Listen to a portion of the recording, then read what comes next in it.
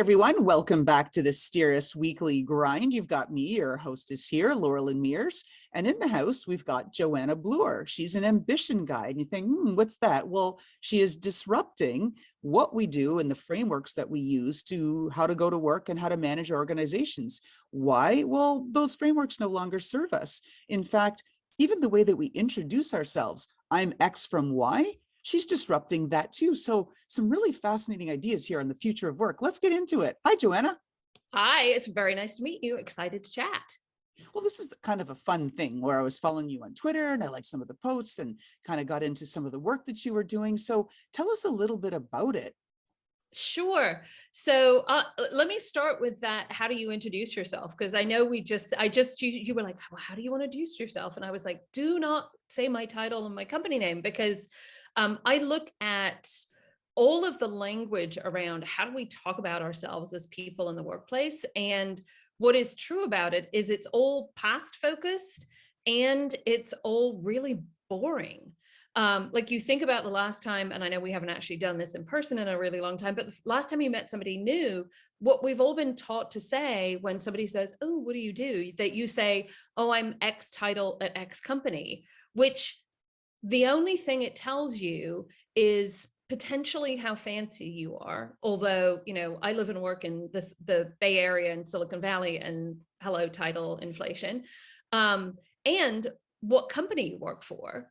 And that has a whole narrative that goes along with that as well. And I sit here and I say, look, the whole point of meeting somebody new, the whole point of collaboration and connection and everything is to answer the question, is there potential for future shenanigans? Like, this entire audience has decided probably in the first couple of seconds with me, whether they're going, wait a second, what is she talking about? Or they're going, this woman's nuts, and they've already hit the hung up button. That's what we do in life and in real person. And in every single engagement, we go, is there an opportunity for future shenanigans? And I say, well, if it's all about the future, why are we talking about labels in the past? And why aren't we talking about who we could be in the future? And so I then say, like, you need to come up with a narrative about who you are and what you're all about to actually make it easy for people to opt into who you could be for them. And it's this balance around the other idea that everybody is in essence renting a subscription to their future time. And yeah, I don't know about the rest of you, but if I had a sales and marketing team that only talked about my features and, you know, what awards I won or what labels and stickers I had, I would fire them. And yet that's how we talk about ourselves as people. And so I sit here and I say, look, you've got to be able to put language and information around who you could be so people can go, oh, I totally want that. Who are you? How can I collaborate? And we've all seen it happen when it works well. And I just go, look, this is the thing to optimize for in this new working world. Like, how do you start talking about the who you could be so that people can go, oh, hang on, I want to collaborate with that person. And when that happens, engagement goes up, collaboration goes up, creativity goes up, work becomes fun. Because what's also interesting about that marketplace is, I already said, we're, you know, renting a subscription to our future time. It's a double-sided marketplace. Not only do I opt into you, but we opt into each other. And when I look at what we're not still thinking about in the workplace is there's this choice dynamic that seems to be off. And when I look at things like the Great Resignation, however you want to describe it, and some of the things that are happening right now, which have been exacerbated by the pandemic, people are opting out. And I sit here and I say, look, if you're a leader today, not only do you need to make it easy for other people to opt into you as collaborators and your boss, but also your team needs to opt into you too. So it's a whole narrative around the future and what people can choose about you.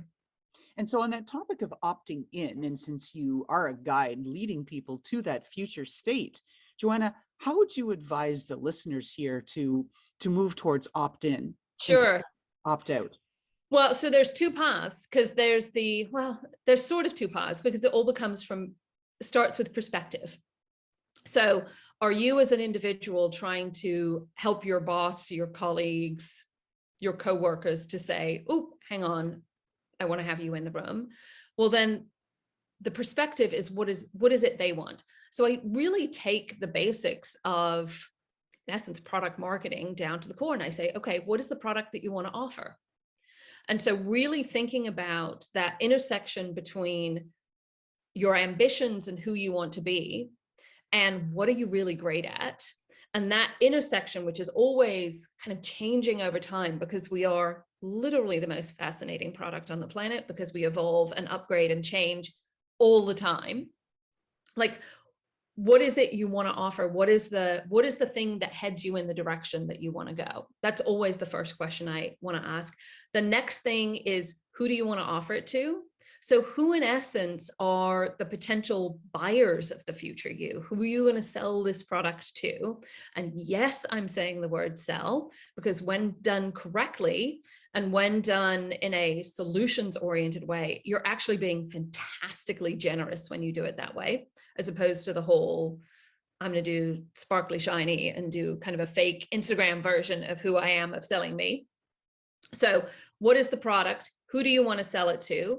Then third step, why would they give a hoot? Because your value proposition has to be compelling to them. And then last but not least, what's your go-to-market plan? So, and in all of that, you have to not only consider the direction you want to go, but you also have to consider what does the other party need?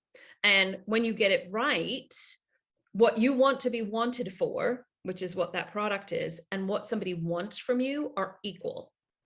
When those two things are out of sync, well, that's where things start to get bad. Really, ultimately, you're either bored or you're stuck if those two things are out of sync, because either the people want you for something you don't want to offer anymore.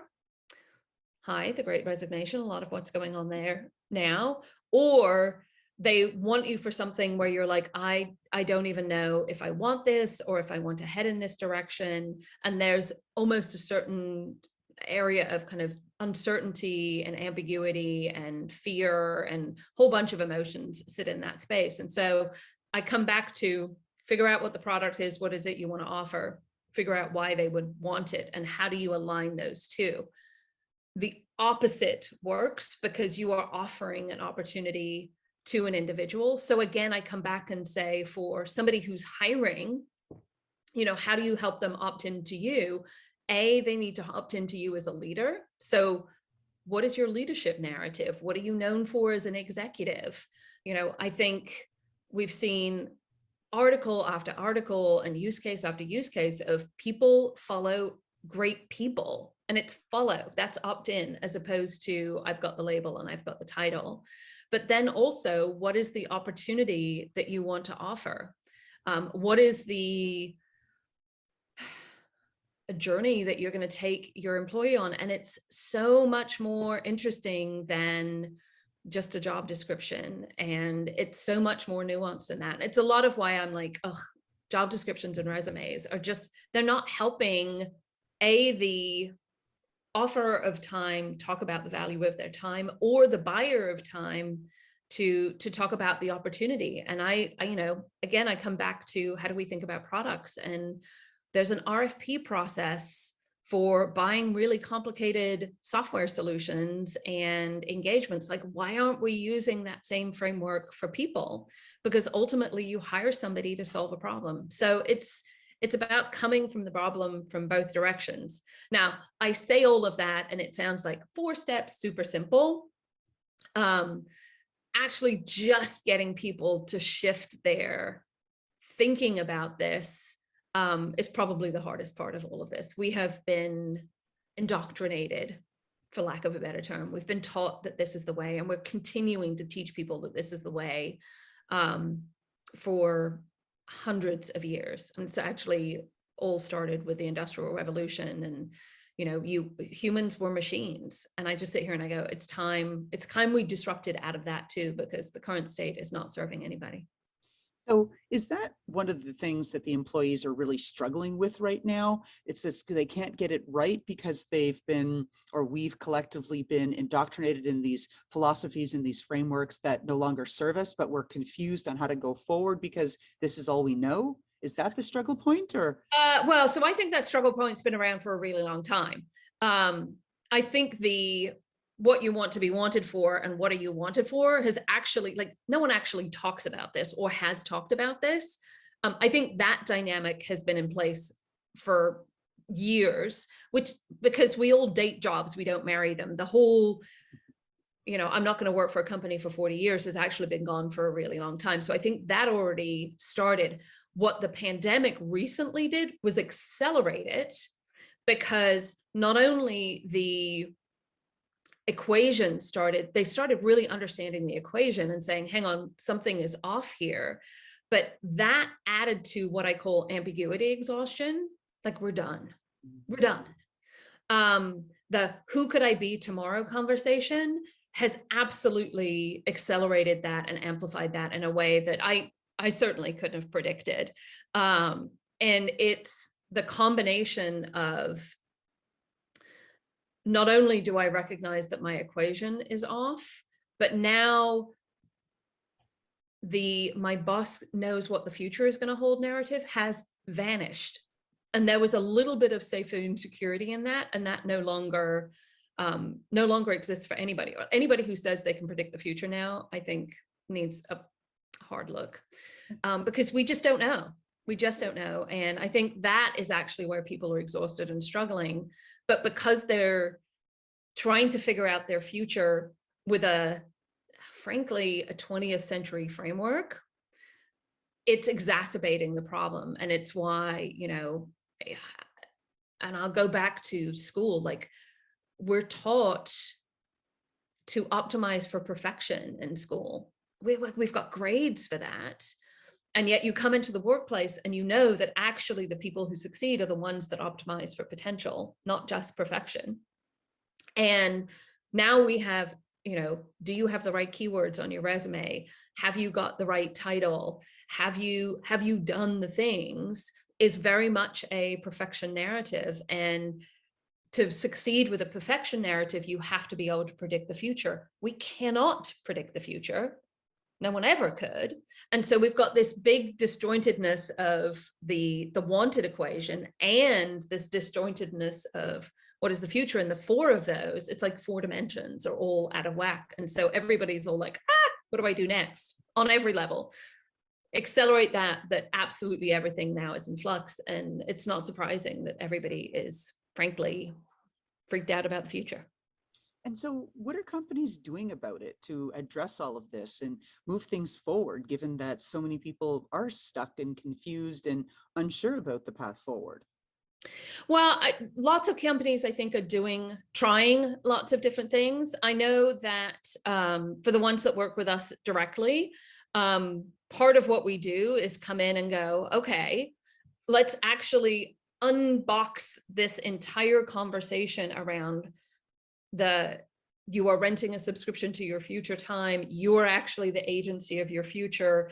You can actually figure out what that future path is. We come in and we actually teach this concept of this framework, and future you thinking is what we call it. Like, how do you start talking about this person as, like, the past you never goes away, but how do you start putting a language around all of that?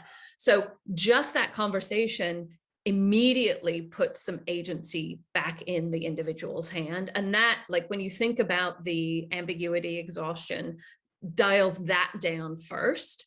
So we start there and then we say, okay, now let's talk about how you need to move forward. And we have conversations there too. What is fascinating though about this work is a lot of people are like, oh, come in and do a workshop with all our people and fix them all in like 20 seconds or less. And I fight with lots of companies about this one, is the reality is the millennials have it right. Every single person is actually a unique, special snowflake. Their ambitions are as unique as their fingertip. Their fears are as unique as are individual to themselves. And so while we teach them the framework, the experience is a very individualized journey. And we take them through this very bespoke, very individual experience where they actually get to learn how to talk about themselves in a way that is authentic to them, but also promoting themselves in the best way that they can. Like I talk about as an ambition guide, I say, look, my goal is to bring you right up to the line of bragging without crossing over, because nobody wants that person, because they're kind of a jerk. But if you're anything less than right up to that line, you're actually doing less so. And it's a combination of building confidence around that. It's a combination of language. And ultimately, then it's also, frankly, teaching people how to sell their future time. And that combination of who do you want to be, how do you describe it, and how do you sell yourself is where the entire piece comes together. And that over and over again actually starts to build confidence in the individual. And we've all worked with somebody who gets why they matter and how that, like, they almost move out of the judgment sphere into this space of, I have something I can offer you. And that's where the magic starts to happen. Now, when I do it for teams, we actually have them teach each other, because that's also like when I sit here and I go, like, what are we optimizing for? We're optimizing for teams of people who go, not only do I want this future, but I want you on my team. And I want you on my team because I love the way you think. And we give them a framework and a language that talks about all of that so they can actually choose each other. And it allows for people who don't look and sound the same, who think spectacularly different, to actually understand the value of each other more. And it's so you move from kind of the scarcity fear model because you don't know what the future is, to this incredibly both ambitious and generous model that allows for collaboration. And as somebody, I'm a veteran of the startup space. I've worked for lots of companies that have brought new products to market.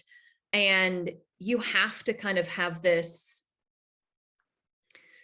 we can make something that didn't exist before mindset to survive that environment. And the reality is it doesn't matter if you're a 100-year-old company or a 1-year-old company. Everybody is having to reinvent themselves a little bit right now. And so getting your teams into a space where they're like, look, I got me, and I got me in a very generous way, then allows them to navigate that through. So yeah, we're kind of busy. It's awesome. I get to tell people why they're amazing all day. It's literally the best job ever. I consider myself very, very lucky at the same time. Well, and as I'm listening to a lot of this, Joanna, again, my lens as a Soft Skills Academy founder, Yep. that I look at this and think a lot of that, what you're describing around that interrelationship and ability to connect and then move forward and find ways to go down these paths together, is anchored in soft skills. Mm-hmm. So would you agree that there's a couple of key soft skills that are missing right now that's part of what needs to be brought, I guess, to the sort of the surface so that we can collectively move forward better? Or what would you say on that? Well, so I don't think it's necessary. I think all of the soft skills actually exist. And I'm just going to go on record. I know this is your industry, and I also recognize that language is a lot of what I talk about, and that your language has to be recognizable for somebody to go, I get it, but also unique enough for somebody to go, I want it. I get super mad about the description of soft skills because they're not soft. They're not soft at all. Everybody talks about like how strategic you are. They're the strategic skills. The better you are at them, the better you are at pattern recognition in the future. And so, everybody actually has the ability to be strategic. Hang around a 2-year-old who wants a toy and they'll tell you how strategic they can be. We've actually got all the soft skills, or strategic skills, as I call them. The question is, are they allowed and are they recognized? And do people say, actually, I want you because of your ability to do that? And so when I come back around, and I will use soft skills because that is how you answer the question. Like, I think the soft skill of persuasion, another word that is loaded with narrative, is a very key skill that I think is missing in the conversation, because we've all been taught that persuasion is about conning somebody, and actually understanding that persuasion can be a really generous act is how I look at it, and really understanding like solution selling at the end of the day is about how can I solve your problem, and the gap of persuasion I think is missing in all sorts of parts of the organization. Like I'm literally talking to a team right now who we're going to be doing a hackathon around how to sell an idea, because you have brilliant people with brilliant ideas, and their ideas are killed because they don't know how to share them with their colleagues or share them with their boss. And because people don't understand them and the potential of them, they say no. And you want to talk about a way to get a team member to quit tomorrow is to negate their ideas. And so, you know, when you sit here and say, okay, you have a team of people who have brilliant ideas, don't know how to sell them to different kinds of customers. If you teach them how to do that, then the ideas get actually chosen based on less of a gut reaction, something a little bit more subjective. So yeah.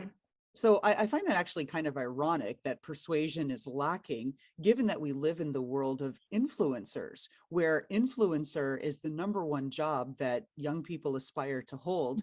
#2 is being a rapper. So, you know, it's kind of interesting, and yet persuasion skills are lacking. So that's kind of I think a fundamental disconnect that's kind of fun to tap into and explore. Yeah, I don't think. It's fascinating. I'm on all social media. I'm completely obsessed with TikTok at the moment. I think it is such an interesting, I mean, I've always been looking at different social media platforms. But you look at, I mean, persuasion as an oeuvre is such a broad spectrum. And if I was going to soundbite bucket it, the social media persuasion is social proof, is more of a be like me version. And then in the worst case, I think it's be like the perfect me version. Do you want, which is kind of, for me, is kind of what I call power aspiration as opposed to generous aspiration. And that's why it is a way of persuading, but I think the continual version of that actually creates more of an us and them sort of persuasion. When I look at persuasion, I go like, it actually should be we as opposed to us and them. And I don't see, there are absolutely examples of we persuasion in social media, and it's the stuff that I actually like. The us and them stuff, not so much. So yes, it is out there, but not always the kind that I think has staying power. It comes back to, like when I talk about that us and them versus we, and how ambition can be both for you a fantastic future, but also a very generous thing. We've all kind of been taught to optimize for this one winner narrative. And when I look at the world of work, I always use the movies as a model. I sit here and I go like, are we really optimizing for like this Mad Maxian future where one person has all the stuff and everybody else are kind of running around trying to get all of the little pieces left over, kind of a dystopian future?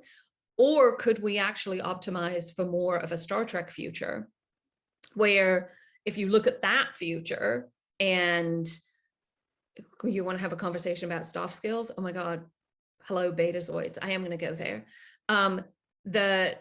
Even when you had, let's talk about, what is it, 2336 with James T. Kirk as the captain of the Star Trek Enterprise, he was your kind of stereotypical brotastic, charismatic guy. And yet you look at the bridge of the Star Trek Enterprise and all of the characters, and this was what in 1960, they had a Russian, they had a person of color, they had women, they had an alien, they had all sorts of different characters, but they all kind of opted into each other. And you think about the language of persuasion on even 1960s bridge of the Star Trek Enterprise, it's not this by me narrative. It's actually much more is the, can we do something together? It's the whole boldly go where no one has gone before narrative. Together. That's I could go on a whole diatribe about that one. well, we'll keep moving on. So what's the message then for educators, for Gen Z, for people coming into this? How do they deal with it all? What's the message? How does it change? Okay, so I have a couple. I don't think it changes. I think the message for people who are coming into the workplace is potential, not perfection. And you are absolutely fantastic just the way you are. Like success for me, and for any of the people that I work for are the people who are in essence buying you for exactly who you are today.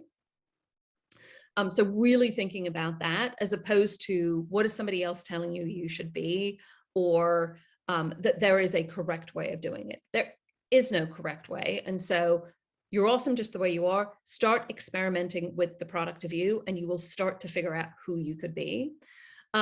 For educators, you know what? I'm not going to give any criticism to educators because I look at the complete and utter chaos that has happened over the last 2 years, and the fact that they are still vertical, including the entire medical community. Like, bravo. Absolutely. Keep your head up. There'll be stuff in the future for educators. Now for people in the corporate world, I think they need, like, when I sit here and I go, like, we spend umpteen hours as business leaders looking at the products and services of our company. And we have marketing teams, and we have sales teams, and we have operations teams, and we have finance teams, and we have legal teams. We have an entire army of people that sit there to say, how can we engage with our customers in a way that we are really providing what it is they need? And that entire model works with people too. And so while I don't think any leader I've ever met would sit here and go, oh, I treat my people, I wouldn't work with people like this. They're treating people like machines. I don't think any of them do, but they are modeling based on almost a mechanical construct. And I just sit here and I say, like, think about your people as carefully as you think about the product that you are offering to your customers, because your people are your customers too. And just that idea and shifting how you think about it will start to change the language and the culture that you have within your organization to more of an opt-in, because then it allows people the ability to choose. And ultimately, that's what we all want. And I love how you wrap that back up to where we started, from the opt-in. So thank you for that. It did not go unnoticed. Now, last question is, we want to get folks moving on with their day. I'm going to ask you to fill in the blank. Okay. Who needs more what, Joanna? Oh, ambition guides. Ambition guides. I'm sorry, like, oh my goodness. Didn't you all have that teacher, talking of teachers, didn't you all have that teacher when you were like 8 years old who said, you know what, I think you could be X. And then they kind of nudged you on a path. This is way more than mentorship. This is way more than mentorship and sponsorship. This is people who literally go, I see and believe in the potential of the future you and tell you. And I don't know about you, but I could list off the people who've done this for me in my path. And I am still so grateful to them. So grateful. And they weren't always nice about it. They sometimes were very tough. But I was always so grateful to them. And I think we've lost, like, we forget that that doesn't end when you're 8. It can actually happen all the way through, because, you know, you can't be what you can't see. And sometimes you need somebody else to go, this is what I see, and here's how you could get there. And so, yeah, I challenge everybody to start putting on the label of ambition guide. Plus, it's a way fun job. You have people go, oh my God, it's amazing. So yeah, more ambition guides, please. And yes, and kudos to all those teachers out there. Like I said, I'm still grateful to my grade 4 teacher, who is now long deceased, but she broke me out of the shy little girl that was afraid of everybody. And yeah, so Yeah. all the way through our careers. I want an ambition guide when I'm 80, because I'm not going to know what 90-year-old Joanna is going to look like. I'm just going to put that out there now. So if anybody wants to sign up for that, I'm taking applications today. I am not even close, but just to put that out there.